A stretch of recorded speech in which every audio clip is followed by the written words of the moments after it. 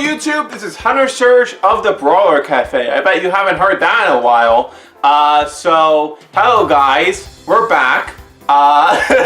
Don't expect this to last long. Basically, I was watching Xeonic's Battle Brawlers breakdowns, getting marginally salty that they're getting that people are going, hey, this is a cool thing someone is doing, while ignoring that I did this when the set came out. But that's not important. Basically, I was like, right, I need to get it. I never got around to making the videos about Armored Elite. Now we're going back to Battle Brawler style, if anyone remembers that. We're going to be going over every single card, because I realized, wait, I'd rather just be comprehensive. I'd rather just be comprehensive and cover everything. So that's what we're going to do. We're going to be covering this over the course of 7 videos, all of which will be coming out this week, once each day. So today we're going to be going over dual faction cards, because basically at the end of each of the faction videos I want to be able to give recommendations. So I want to have already talked about all the dual faction cards, and there's no way to the only way to fit the dual faction cards into the individual faction videos would be to talk about them in each of them in 2 videos, which is just messy and I don't want to do that. So we're talking about the dual faction cards first, then I'll go Aquos, Darkus, Chaos, Pyrus, Ventus, and then Aurelius at the very end. And each of those 6 faction videos will give recommendations, what's the good stuff at the end of the video. We'll be back again when Fusion Force finally gets its full set drop.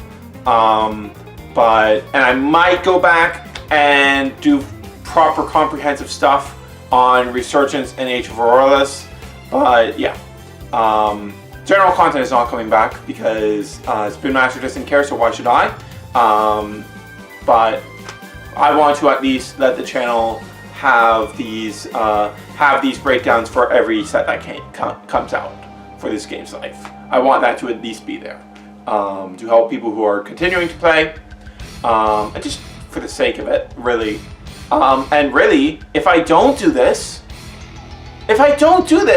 how can people possibly blame me for good cards having high prices?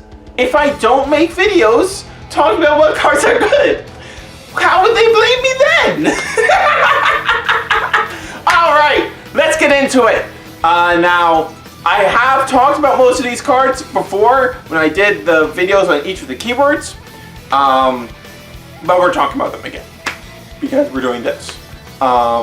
But if you want further thoughts on these, then I talked about them all in those videos on the keywords, so feel free to go check that out. With that said, let's get into it. First up, we have the Golden Child, Demir, Black Blue, the guys nobody likes. We're talking about them first because they're first.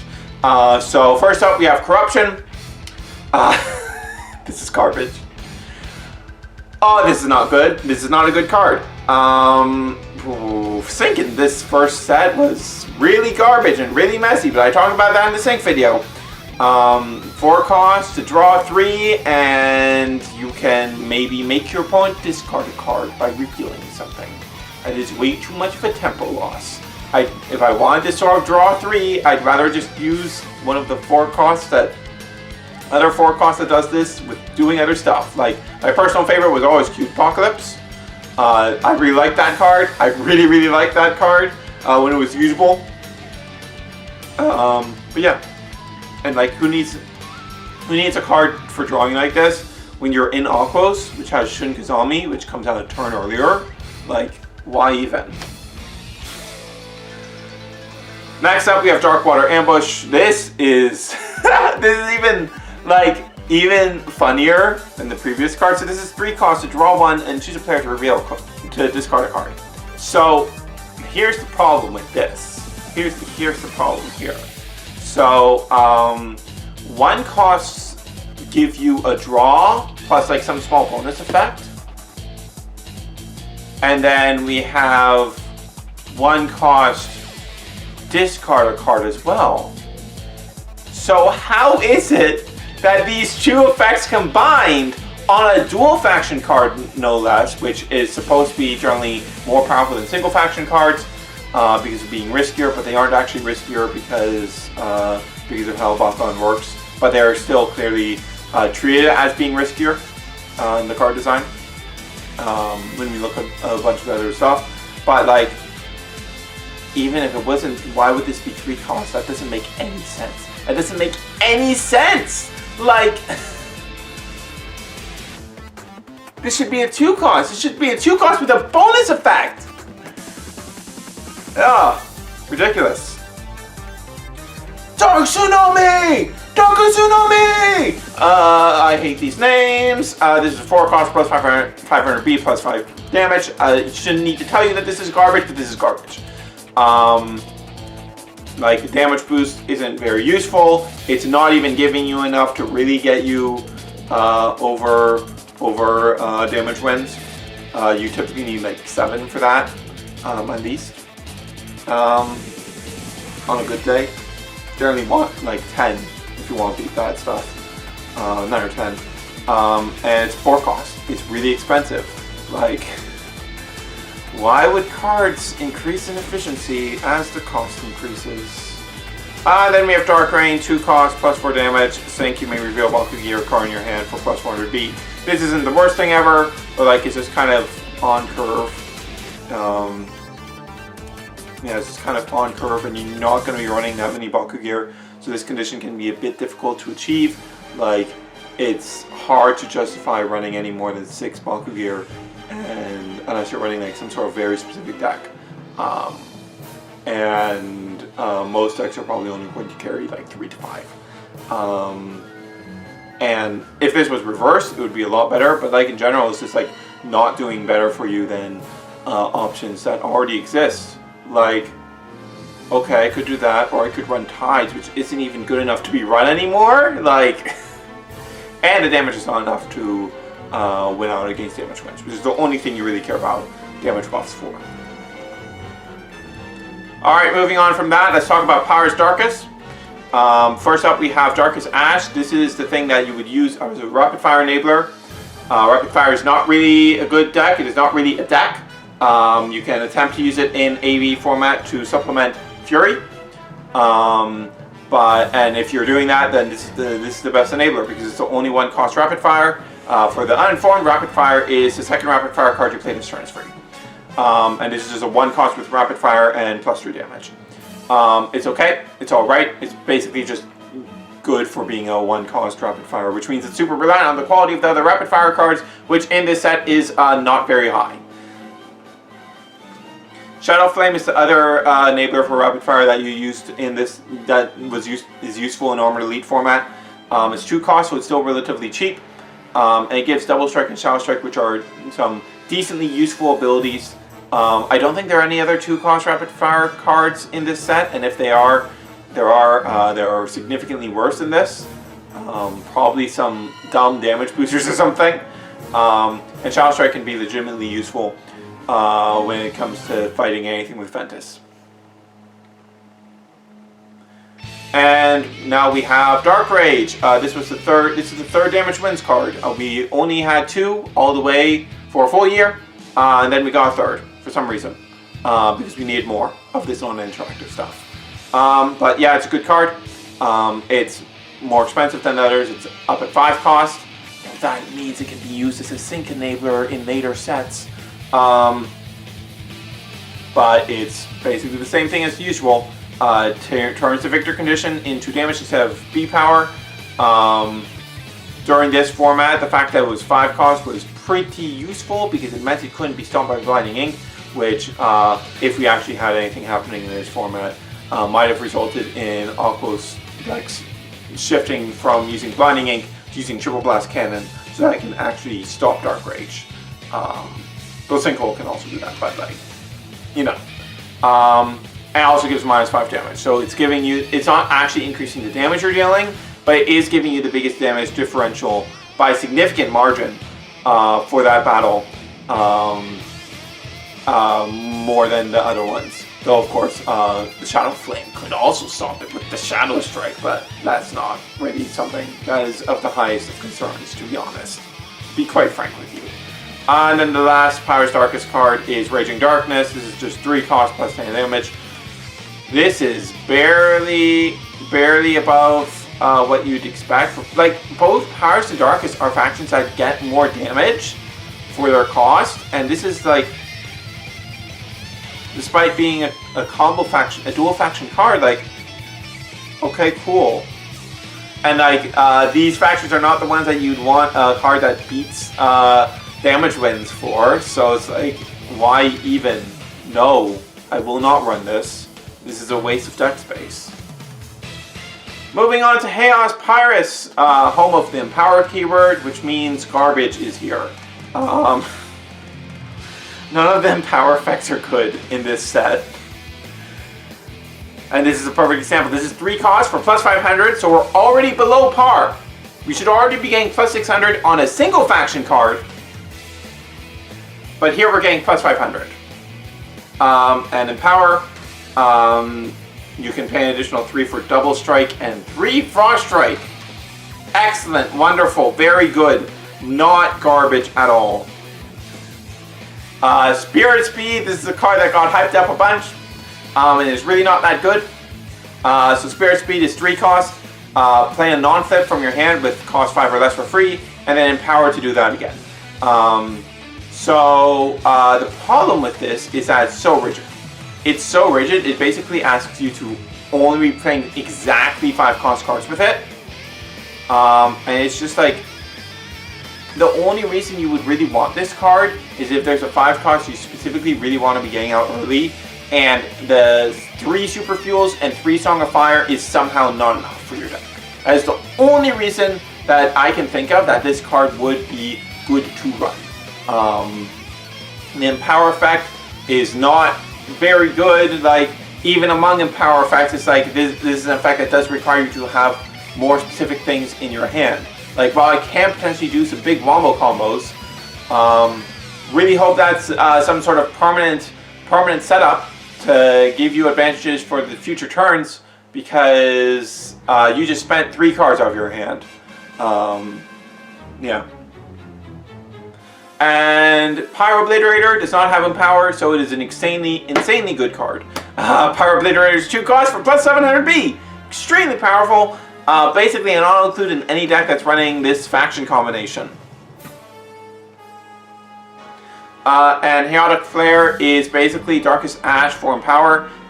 It is 1 cost plus 3 damage, and you may empower the next card you play this turn for free. I said this before, and I'm always curious about how intentional this even is, because like the devs clearly thought that damage boosting cards were cards we were going to run naturally. But I do think Haotic Flare and Darkest Ash are very good design, like taking an effect type that people don't typically want to use, and putting it on an enabler so that you are putting this effect that can potentially be useful into your deck. Now, if only Empower had effects that was really worthwhile. Next, Ventus Chaos. This frame is always super weird to me because there's this blue, like there's clearly blue on here, so like I always get confused. Wait, is this an Aqua's card? But that's not important. Heaven and Earth Strike is one of several just better consorts that that we started getting. There are 2 in this very set, but this is 3 costs to reroll your Bakugan, and if that Bakugan opens on the reroll, you can consort. Grab an additional Baku core from the field and attach it to it. If you're running this faction combination and you would want consort, and you need 6 copies of consort rather than just running Glimmering Glaive, then this is the card to go for, because it's strictly better than consort. Getting that reroll is just strictly better. Like, you should have your accuracy down. If you don't, go check out the video to learn how to get your accuracy down. And re-rolling allows you to do things that you can't do in the simultaneous roll. Like, it makes dealing cores from your opponent's side of the field way easier. You could potentially steal 2 cores with just this 1 card. Not to mention reactivating any on-open effects and stuff like that. Divine Evolution. So this is 2 cost for plus 200B, plus 2 damage. And if your Bakugan have 3 or more Baku cores on them, it becomes plus 500, plus 5 damage instead. These split effect cards are really bad. Because they're not giving you enough in either category to be worthwhile. and one of these sides is dragging the other side down because only one of them is useful for winning any particular battle. Crystallize. You savvy viewers might know that this art is identical to the art used on the Ventus Barbatra character card, which is a cool bug fact. It is 2 cost, gives 2 Frost Strike, and if the opposing player plays a flip card this turn, draw 2. So those of you who watched my Age of Aurela's best of videos may recall I really liked the mechanic that was introduced for Ventus, where they got the damage boosting cards that gave bonus effects if the opponent played a flip that turn. It was basically, hey, I'm going to give you bonus damage, but you're going to get something back if your opponent stops that damage, because like the more you increase your damage, the more diminishing returns you have, because the more likely your opponent is to flip a flip. But on a Frost Strike card, it's just kind of counterintuitive. It doesn't really make a lot of sense. I don't understand this card's design. I don't understand the intent behind this card at all. It's really, really baffling, to be quite honest. I don't understand it. Like, you don't want your opponent to be playing a flip if you're running a Frost Strike card. That's not the point. Like, I don't understand this card. I really don't get it. Energetic Decay. 1 cost, -5 damage. If damage debuffing ever became relevant, this card would be pretty solid, because it's just like a pretty standard vanilla card that is just above curve of what one faction cards give. Unless you're running Mono Ventus, then you get -9 damage for 2. But it's still technically more efficient. And last of the faction combos is Aquos Ventus, so we're going into the factions for that now. Spring of Life, 5 costs, draw 3, and you may energize a card in your hand uncharged. This is like the 4 cost Corruption, I think it's called, for Aquos Darkus that we talked about at the start, except way, way worse. Because like, to get that bonus effect, you have to spend a card from your hand, so you're only actually drawing 2, and it costs another energy to play in the first place. Like, I don't. Why do you do things like this? Why are we here? Why are we on Justin Gary's Wild Ride? Okay, next. Recycle. This is a pretty cool design, actually. Except it's an Aquos. Recycle is 2 cost. Destroy one of your energy cards in play. Draw 2. And then if you're in boost, which is if you have 7 or more energy cards, you can bounce it back to your hand. I hate that this is an Aquos, because like in other faction combinations, this would be a useful draw card. Like, especially for an aggro type deck. You give this to like Pyrus or Darkus, or Pyrus Darkus. And Pyrus has like this energy destroying effects, so it would fit in there. I really wish it was there instead of an Aquos, where you look at it and you're just like, okay, but I could play Shin Kazami. I could just play Shin Kazami. And then you play Shin Kazami and you get more draw power. Deep Vines. This is like this is one of those. This is like a Dark Brain, but a lot worse. 3 cost for -400B, and if you have 7 or more energy cards in play, if you're in boost, -8 damage. Cool. At least this one gives you the B power effect first. But ironically, for a card that's intended for a boost deck, for a ramp deck, having the damage reduction part first, by default, would actually be better. But this is a rather weak payoff for getting 7 energy. Not worth it. The B power effect isn't worth the cost either. Like, come on guys, we're getting 500B for 1 energy. You can do a bit better than this. You design set 1, you can't backtrack it. And then Nature's Wrath, 7 cost, plus 2000B, just big number. If boost was viable, which I think it like had potential to be in AV format. After AV format, definitely not. But feel free to try it out in AV format. This is one of the good payoffs, because it's just 1 card plus 2000B. cool. Big number. Way above par. Like par for summon cost would be 1400, and this is like nearly 50% more. So yeah. Alright, on to the flips. All of these are the same, and they all suck. So all of them are 2 cost to stop Bakugan that aren't from either of the factions. That is the dual faction. So we have Swirling Darkness, Pyro Portal, Cosmic Fireball, Baku Block, and Over and Under. All of these suck because you're paying only 1 less than Outsiders flip for even less consistency. Like 2 versus 3 on a flip is not a big difference. That is not a significant difference in any stretch. Like when it comes to flips, you basically want the low cost that matter are 1 and 0. Just 1 and 0. Like it's a lot easier to have just have 1 leftover energy. Even 1 more than that is a lot to ask, to be honest. So these just aren't good. These just aren't good. You should just be playing Outsiders flips. Or keyword flips is the real answer, to be honest. Alright, on to the dual faction hero cards. First we have Fade Ninja Bakurider, 3 cost when you reveal a card in your hand. So basically when you use Sync, a Bakugan gets plus 300B. This has a lot of incremental value it can give you. Over the course of a lot of turns, it can give you tons and tons and tons of value if Sync was coherent.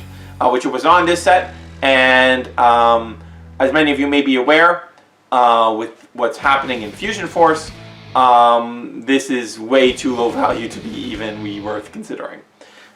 So, unfortunate. As I talked about in my Sync video back then, I was really excited for the concept of a Sync deck that was built around basically abusing this card. I thought that would have been really fun and really cool. I like this card a lot. I like this card a lot. Thanks. Next up, Nillious Troublemaker, Pyro's Darkest. This is embarrassing. This is 3 cost, that cost doesn't matter. This is a rapid fire card. It gives plus 2 damage to your Bakugan attacks. This is really bad. This is really bad. Do I need to explain this? This doesn't even help you with damage wins. Like, oh, plus 2 damage to your Bakugan attacks. Cool. Or I could play Mac. Or I could play Mac and like win the turn and get that to all of my Bakugan, get plus 6 damage to my team attack. Like, who is this card for? I don't understand. Lia and Dan, 4 cost. This is big Empower Enabler. You may empower cards for free. Cool. Would be rad if we had Empower effects worth doing this for, let alone worth putting down a 4 cost for. Whoa. Lia and Wynton, Ventus Chaos. Your Bakugan have Victor attach a Green Fist from the field to this. Why would I pay 3 for this? This should be a 1 cost. This should really be a 1 cost.